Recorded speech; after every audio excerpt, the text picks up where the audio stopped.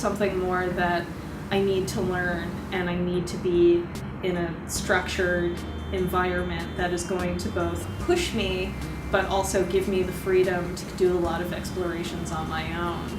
And with more, I feel like I've gotten the best of all of those worlds.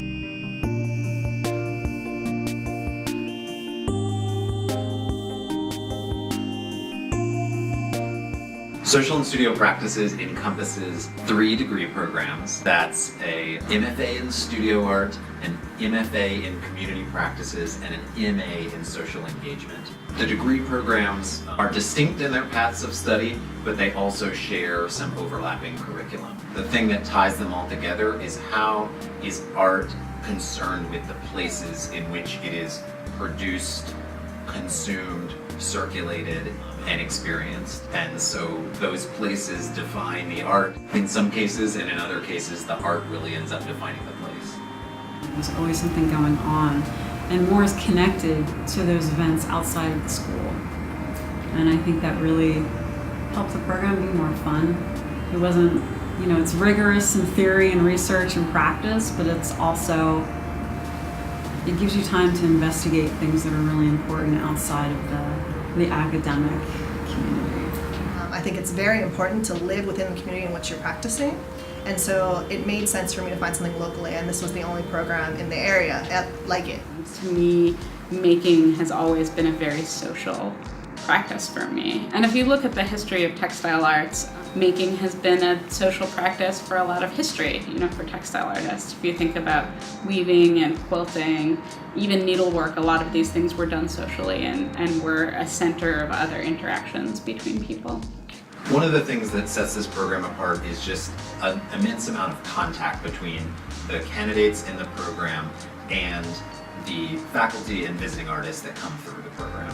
One of the most consistent ways that we facilitate that is through a partnership with the Mural Arts program.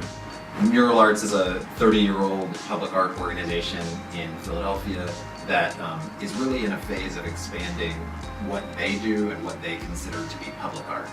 And getting to work directly with the Mural Arts program has been wonderful, seeing immediately in this community the impact that a more socially engaged project has transformed individual communities. I think one of the strongest parts of the program have been the outside artists that we're interacting with. In all of our classes, we've had artists with really diverse practices at really different points in their career come in, interact with us, talk about their work in a very intimate setting. Some of the other ways that we facilitate contact between our graduate candidates and the practitioners and professionals operating in the field are through bringing in people to speak at our annual symposiums. And some of the people that we're inviting in for this symposium are the artist Rick Lowe, who's the founder of Project Row Houses.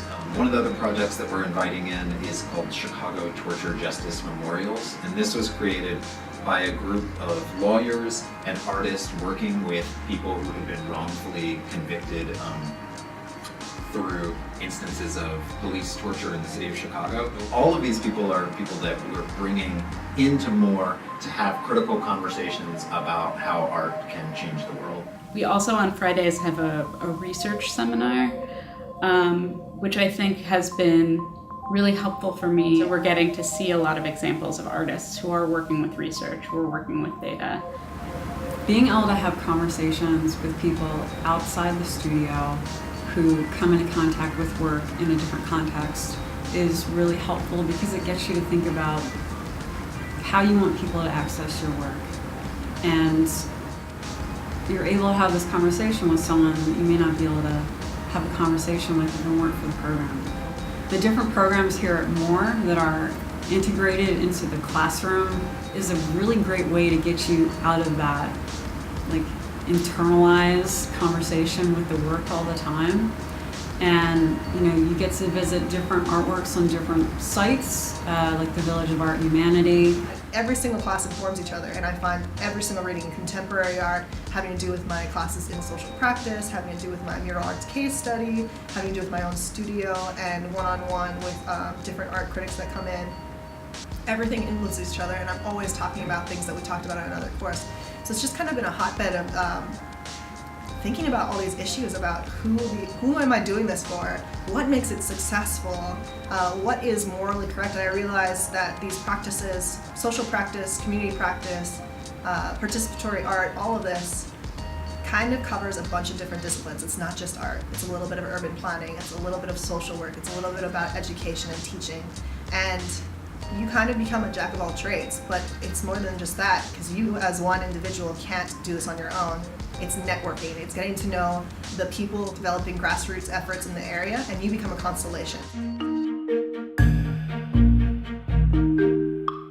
One of the most exciting parts is getting to look out there and find faculty that can support the kinds of students that we want to get into the program. Are people that, on the one hand, are very kind of confident in their abilities as makers and creators, but that they're also people who have a practice that is engaged in the world around them. Some of the kinds of artists that we're bringing on are people that have hybrid kind of identities where maybe they spend half their time working for a neighborhood organization as a community organizer, but then they also spend half their time doing exhibitions in museums. To have faculty thinking about the museum as a site of civic engagement. The students all have access to this wide range of practitioners who are leaders in their field. So the other thing that appealed to me about more is that a lot of the programs that I was looking at were forcing me to check a box. You know, are you going to be a painting major? Are you going to be a sculpture major? And I really liked the idea of being able to come to a place where it was just studio art, whatever that meant. And I'm also a poet and a performance artist, and I wasn't sure how well that was going to be received. And that's been a really amazing surprise in being here, is that all of my professors have been very encouraging. And so at the end of every term, we bring all of the students from across the program together and all the faculty, and we invite a visiting critic, and the visiting critic comes in and gives a cold read of this artwork that they've never seen before, they don't have any connection to it. And that experience of seeing people see your work and also of seeing other people's work is at the foundation of the program, because that's where we get to pose questions about what does it mean to be on the other side? What does it mean to be out of the studio and experiencing the work as an audience member, as a critic, as someone who has their own set of experiences that they're bringing to an artwork? That kind of conversation that emerges in our critiques is the foundation of the studio art candidates really thinking about what it means to make art today. I get to do it all here, and that's a dream come true.